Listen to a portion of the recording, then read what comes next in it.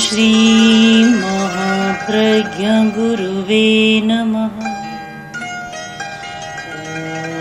ओम श्री महाप्रज्ञ गुरुवे नमः।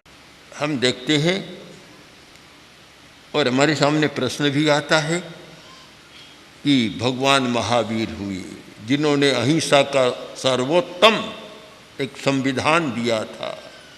भगवान बुद्ध हुए जिन्होंने करुणा का बहुत महत्वपूर्ण सूत्र दिया था। योगीराज कृष्ण जिन्होंने अनासक्ति का एक सुंदरतम विश्लेषण किया था, बहुत महत्वपूर्ण अनासक्ति का, कर्म और अकर्म का एक महत्वपूर्ण दर्शन दिया था। और राम का पूरा जीवन ही एक उदाहरणमय बना हुआ है।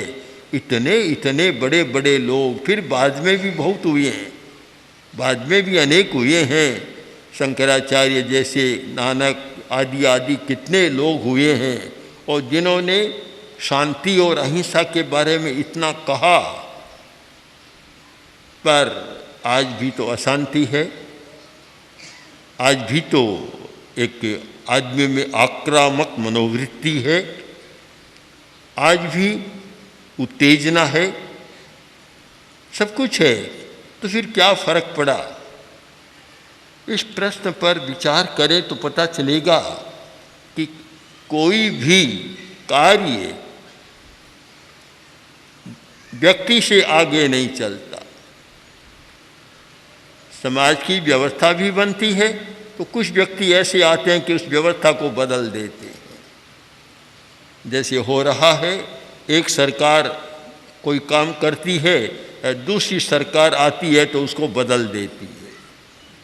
यह तो एक क्रम है, कोई लोह की लकीर नहीं है जो कि बदले नहीं। जब भगवान महावीर ने किया तो अहिंसा का एक वातावरण बना था, परिवर्तन आया था, किंतु अगली पीढ़ी आई, अगली पीढ़ी के लिए तो वह नहीं हो सकता। उस पीढ़ी को फिर कोई तैयार करे, ये तैयार करने की प्रक्रिया निरंतर चले, तब तो वह काम चल सकता है। एक पीढ़ी को अच्छा किया, दूसरी पीढ़ी के अपने आवेश है, अपने इमोशन है, अपना चिंतन है, वह बदल जाएगी जब तक उस पर कोई प्रयोग नहीं किया जाए। इसका कारण है भीतर में हर व्यक्ति में अपना आवेश होता है। हर व्यक्ति का कषाय अपना अपना है, कषाय का कोई समीकरण नहीं होता, अपना अपना कषाय। और जब कषाय अपना अपना है तो फिर हम उसको आगे कैसे चला सकते हैं? आगे चलाना बड़ा मुश्किल है। तो उसके लिए करना होता है कि निरंतर यह प्रक्रिया चालू रहे, हर पीढ़ी दर पीढ़ी यह प्रक्रिया चालू रहे कि हिंसा के कारणों को समाप्त करते रहें, हिंसा के कारणों के प्रति जागरूक रहें। और सबसे बड़ी बात, हिंसा का बड़ा कारण है परिग्रह। परिग्रह के प्रति हमारा दृष्टिकोण सही रहे, बस तो अहिंसा चल सकती है। अगर परिग्रह के प्रति दृष्टिकोण नहीं है सही, तो फिर अहिंसा का विकास हो नहीं सकता। तो इसलिए आवश्यक है कि दृष्टिकोण बदले, धन के प्रति दृष्टिकोण बदले। मैं तो मानता हूँ आज की बहुत सारी समस्याओं का समाधान है धन के प्रति दृष्टिकोण का परिवर्तन और धन के प्रति सम्यक दर्शन। हमारा धन के प्रति सम्यक दृष्टिकोण नहीं है। धन को इतना मान लिया कि उसके सामने कोई भी न संबंध है और न स्वयं है, कुछ भी नहीं है। जब तक यह दृष्टिकोण बना रहेगा तो शायद हिंसा को रोका नहीं जा सकता। मूल प्रश्न तो दृष्टिकोण का है कि दृष्टिकोण कैसे बदले। और इतना गहरा संस्कार हो गया ममत्व का, मेरापन और ममत्व, इतना गहरा संस्कार, आदमी उसके सामने और सब बातें भूल जाता है। अब कुछ बातें आदमी अपनी विस्मृति कर देता है।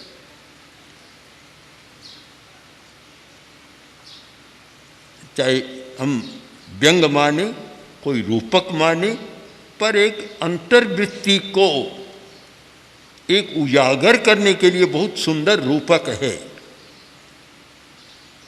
एक लड़का बोला, युवक बोला कि मेरा दादा बहुत भुलक्कड़ है, बहुत भुलक्कड़ है। उसने कहा क्या, कौन सी बात है ऐसी, बताओ कोई चमत्कारी बात बताओ ऐसी भुलक्कड़पन की। कि इतना भुलक्कड़ है कि एक दिन आया तो घड़ी को तो अपने पलंग पर बैठने पर रख दिया, जो सामने घड़ी रखनी मेज थी उस पर जाकर स्वयं बैठ गया। ये पता नहीं रहा कि कहाँ घड़ी रखना, घड़ी को तो सोने के स्थान पर रख दिया, वहाँ जाकर बैठ गया। उसने कहा तुम्हारा इतना ही है, देखो मेरे दादा की बात सुनो, बड़ी विचित्र कहानी है। क्या, आया था बाहर से, घर में थोड़ी देर बैठा, अब वो पान खा रहा था, पीक थूकना था, तो वह तो खाट पर थूक दिया और स्वयं नीचे कूद गया। बाहर थूकना था, स्वयं कूद गया, उसको खाट पर थूक दिया। हम इसको चाहे व्यंग माने, रूपक माने, कुछ भी माने, पर इसका निष्कर्ष तो यह निकलता है कि घड़ी का जो मूल्य है वह अपना नहीं है। घड़ी को तो सुरक्षित रखना चाहता है, स्वयं कहीं जाकर बैठ जाता है, स्वयं कूद जाता है, छलांग लगा देता है ऊपर से, पर वस्तु को वह नीचे नहीं डालना चाहता। बहुत ही एक मार्मिक व्यंग है कि आदमी का सारा ध्यान परिग्रह में कैसे अटका हुआ है कि जहाँ परिग्रह है वहाँ स्वयं गौण हो जाता है। अब हम विचार करें कि ये स्थिति है, इस स्थिति को कैसे बदला जा सकता है, इस पर विचार करें। और यह स्थिति क्यों बनती है इस पर भी विचार करें। तो बनने का कारण है कसाय। कसाय कसाय के कारण सारा ऐसा होता है। जब यौगलिक युग था उस समय हिंसा बहुत कम थी, बहुत कम। यौगलिक युग में जितनी कम हिंसा थी उतनी तो शायद पता नहीं साधु के जीवन में भी कठिन हो जाएगी, इतनी कम हिंसा। तो इसका कारण क्या कि शांत क्रोध था, उनका क्रोध शांत था, अभिमान भी शांत था, लोभ भी शांत था, और ये सब कसाय की वृत्तियां शांत थी। इसलिए न तो कोई परिग्रह का संग्रह और न कोई हिंसा, एक साधारण जीवन जीते थे। तो हम इस सच्चाई को समझ सकते हैं कि जब क्रोध उग्र होता है, अहंकार भी प्रचंड होता है, लोभ सीमा से परे होता है, तब व्यक्ति को हिंसा की तरफ जाना पड़ता है। हिंसा को कम करने का उपाय है क्रोध, अहंकार, लोभ आदि कसायों पर और उनसे पैदा होने वाली वृत्तियों पर अगर हम नियंत्रण कर सकें, शांत कर सकें, तो फिर अगला प्रश्न है कैसे करें। क्या ये शांत हो सकते हैं? हो सकते हैं, हो सकते हैं। होने का साधन ध्यान। ध्यान एक अनुपम साधन है, ध्यान बहुत बढ़िया साधन है। क्रोध आदि को शांत करने के लिए ध्यान सर्वोत्तम साधन है। स्वाध्याय भी साधन है, पर उसे सर्वोत्तम नहीं कह सकते। इसका कारण कि ये सब पनपते हैं चंचलता के सहारे। चंचलता का आधार मिलता है, क्रोध को बढ़ने का मौका मिलता है, अहंकार को बढ़ने का मौका मिलता है, लोभ को भी बढ़ने का मौका मिलता है। और जब मन की चंचलता कम होती है और हमारी एकाग्रता बढ़ती है, तो फिर क्रोध आगे नहीं आ सकता, क्योंकि चंचलता का सहारा चाहिए, और चंचलता के बिना आ नहीं सकता। किसी व्यक्ति को क्रोध आ रहा हो और 1 मिनट के लिए, आधा मिनट के लिए श्वास को रोक दे, क्रोध नहीं आ सकेगा। क्योंकि क्रोध जिस वाहन पर चढ़कर, जिस कार पर, बहुत बढ़िया कार है, जिस पर चढ़कर आ रहा था, उस कार को तो ढकेल दिया। अब बेचारा पैदल चल नहीं सकता, कैसे आएगा? श्वास को शांत करें, मंद करें, अथवा श्वास का संयम करें, कुंभक करें, क्रोध आता आता रुक जाएगा। साधन विहीन हो गया क्रोध, बिना साधन अपने पैरों से चलता नहीं। ये जितने कसाय हैं ये सब पंगु हैं, अपने सहारे नहीं चलते, दूसरे पर चढ़कर, दूसरे के कंधे पर चढ़कर चलते हैं। और जब कंधा दे रही थी चंचलता, और जब हमने श्वास प्रेक्षा के द्वारा चंचलता को कम कर दिया, मन की चंचलता को, तो बेचारे कैसे करेंगे? बहुत अच्छा उपाय है, किसी व्यक्ति को क्रोध आ रहा हो और वह आधा मिनट के लिए नाक बंद कर लें, श्वास को रोक लें, कुंभक या श्वास संयम करें, तत्काल क्रोध वहीं ठहर जाएगा, आगे आ नहीं सकता। क्योंकि कैसे चलेगा? पंगु है वह, चलेगा कैसे बिना सहारे के? चल नहीं सकता। तो उसका, इसीलिए मैंने कहा इसका सर्वोत्तम उपाय है ध्यान। और ध्यान का मतलब चंचलता को कम करने का अभ्यास। सारी चंचलता एक साथ नहीं मिटती, पर हम अभ्यास शुरू करें कि चंचलता कैसे मिटे। और जब अभ्यास शुरू करते हैं कठिनाइयाँ भी आती है और चंचलता का प्रतिरोध भी होता है। बार बार इतने विचार आने लग जाते हैं। अनेक भाइयों ने बताया कि जब हम घर में बैठे होते हैं, दुकान पर बैठे होते हैं, कहीं भी बैठे होते हैं, इतने विचार नहीं आते। जैसे ही ध्यान करने बैठते हैं एक साथ विचारों का तांता शुरू हो जाता। ये क्या? मैंने कहा ये तो बहुत स्वाभाविक है।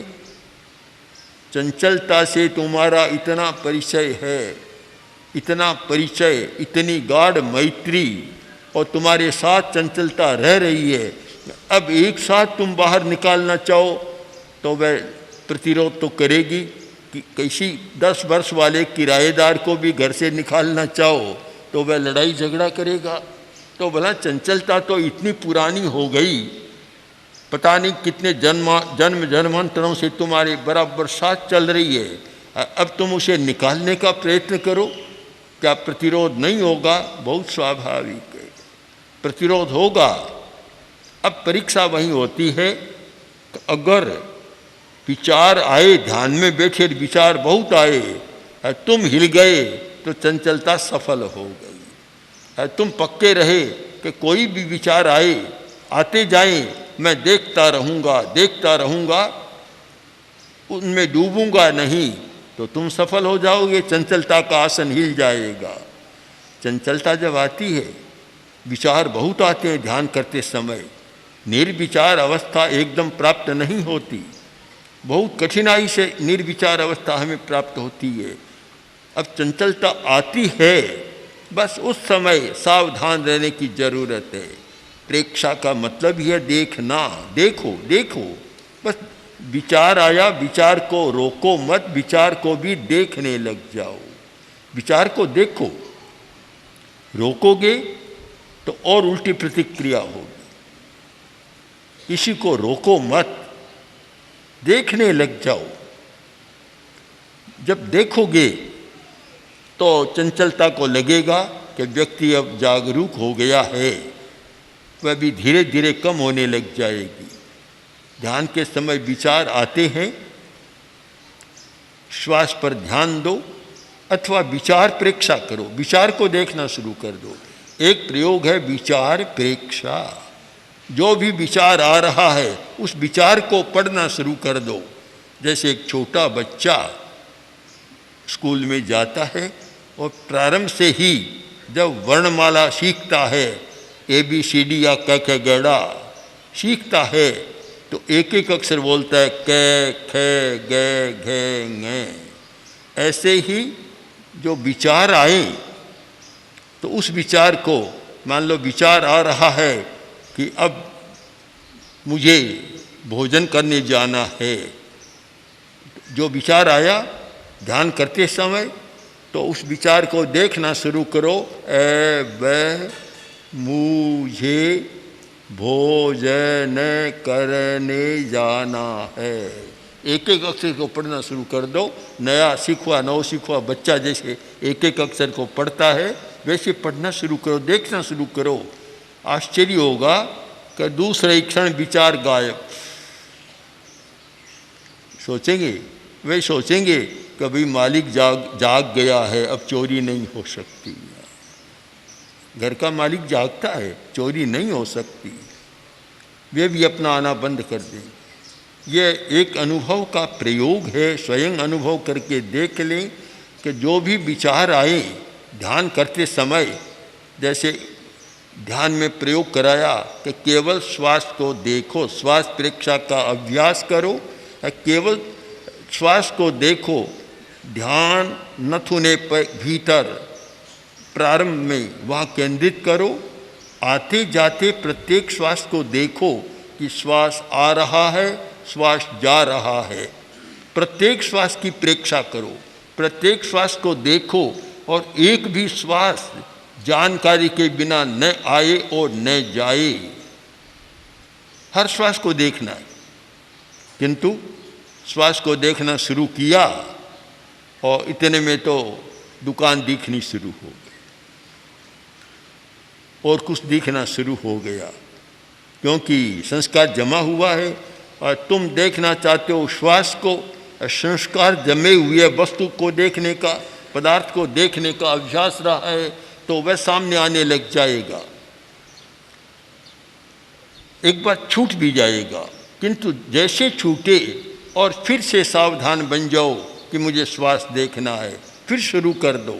यह कुछ देर तक चलेगा। कभी श्वास, कभी पदार्थ, कभी व्यक्ति सामने आते जाएंगे, किंतु लक्ष्य पक्का है, दृढ़ निश्चय है कि मुझे श्वास को देखना है और चंचलता को कम करना है, एकाग्रता का विकास करना है। तो देखना शुरू करो और देखते देखते जब दृष्टा बन जाओगे, दृष्टा देखने वाला दृष्टा बन जाओगे, तो एक दिन, 2 दिन, 3 दिन के बाद ऐसा होगा कि देखना तो प्रमुख बन जाएगा और विचार कम हो जाएंगे। कभी कभी आ जाएगा, कोई बात नहीं, आ सकता है, पर विचारों का सिलसिला नहीं बनेगा, तांता नहीं बनेगा और विचार कम हो जाएंगे। तो ये देखना, ये चंचलता को कम करने का बहुत बड़ा उपाय है। श्वास को देखें, हमारी एकाग्रता बढ़ेगी, और जब चंचलता कम होगी, इसका मतलब है कि सैकड़ों बीमारियों का एक इलाज, एक साथ समाधान। चंचलता के कारण आदमी कितना दुख भोग रहा है, शायद चिंता नहीं करता। मैं बहुत बार पूछता हूँ कि दुनिया में दुख ज़्यादा है या सुख ज़्यादा है? पता नहीं, मेरे सामने बैठे लोग क्या कहेंगे, पर बहुत बार लोग बता देते हैं कि दुनिया में दुख ही दुख है, सुख है कहाँ। सारा दुख ही दुख तो है, पर सच्चाई ये नहीं है। दुनिया में सुख ज़्यादा है, दुख तो बहुत कम है। आदमी जितना भोगता है वह अपनी चंचलता के कारण दुख को बढ़ा देता है। अगर चंचलता को कम कर दे और मन को एकाग्र रखना सीख जाए, तो वह व्यक्ति कह सकेगा कि इस दुनिया में दुख तो बहुत कम है, सुख ही सुख है, दुख है कहाँ, कभी खोजना पड़ेगा। जैसे कायोत्सर्ग के समय कभी कभी खोजना पड़ता है कि मेरा शरीर कहाँ चला गया। अनेक बार मेरे सामने भी ऐसे प्रसंग आए, और प्रसिद्ध बात है, जापान का एक साधक, जो वहाँ एक जैन संप्रदाय है, ध्यान संप्रदाय का एक साधक साधना कर रहा था, और साधना, कायोत्सर्ग की साधना में शरीर का शिथिलीकरण इतना कर लिया कि शरीर का भान ही छूट गया, देह में रहता हुआ विदेह बन गया, और इतना भान छूट गया जैसे लघिमा अणिमा की सिद्धि, लघिमा की सिद्धि होती है। इतना हल्कापन आ गया तब वह वहाँ बैठा बैठा बोला, अरे आओ आओ, अपने साथियों से कहा आओ आओ। बोले क्यों? कि मेरा शरीर कहाँ चला गया, खोज कर लाओ, शरीर को खोज कर लाओ कि कहाँ चला गया। जब ये स्थिति बनती है तो फिर एकाग्रता की साधना करने वाला भी कहेगा, अरे कहते हैं इतना दुख है, कहाँ है दुख, मुझे बताओ दुख है कहाँ, कहाँ मिलता है दुख, कहाँ मिलता है? पाली में मिलता है, जोधपुर में मिलता है, आगे जाए तो दिल्ली में मिलता है, मुंबई में मिलता है, कहाँ है दुख, है कहाँ? कोई स्थान नहीं मिलेगा। चंचलता ही दुख को पैदा करने वाली या बढ़ाने वाली है। पैदा तो करने का कारण कसाय है ही, पर बढ़ाने वाली कौन? आचार्य सोमप्रभ ने किसी प्रसंग में कहा, हम उसको अवतरण कर सकते हैं कि कवि एक काव्य बनाता है, उसको बढ़ाने वाला कौन? फूल में सुगंध है, उसको फैलाने वाली कौन? हवा। हवा फूल को फैलाती है, दूर तक ले जाती है। तो दुख को फैलाने वाली कौन? ये चंचलता। ये फैलाने वाली, विस्तार देने वाली है।